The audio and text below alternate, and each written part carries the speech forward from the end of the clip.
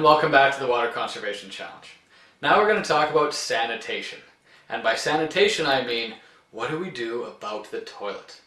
This is certainly the most controversial aspect of the Water Conservation Challenge. And I'm frequently asked, what do I do after I go to the washroom? How do I save water in that regard? Now there are many ways that you can reduce your water footprint after going to the washroom.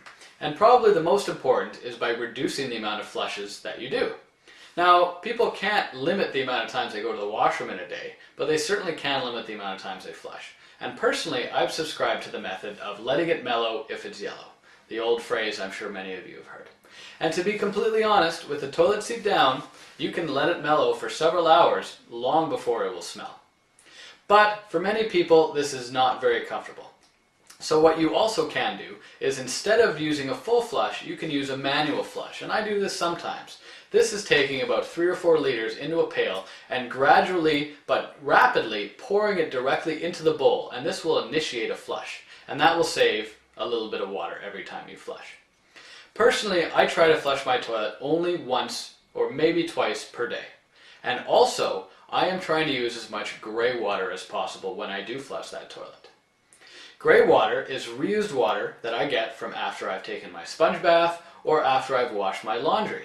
And I will take this water that I've wrung out from laundry or wrung out from my cloth that I'm using in my sponge bath, and I will pour this directly into the tank and use this water to flush the toilet instead. This will help me save a substantial amount of water. And last time, when I did this in June 2009, I was able to save almost half of the water that I would normally use in my toilet by using this method, by utilizing this gray water. Now there's another aspect to sanitation, and that's sanitation on the road. Every so often we're at a friend's place, we're out shopping, and, well, nature calls.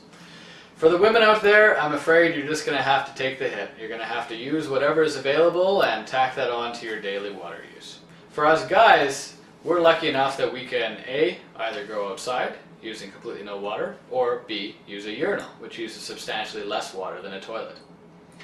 I'm lucky enough to spend time at a couple different places that have waterless toilets, which means that I effectively use no water at all. But every so often I find myself caught out in a place where I have to go and they don't have a waterless urinal and I have to use a regular urinal. So just in case of that, I have a water bottle with me for that purpose. And this water bottle is the same as the one I use for dishes, and it has a narrow spout at the end where I can shoot out water with substantial pressure.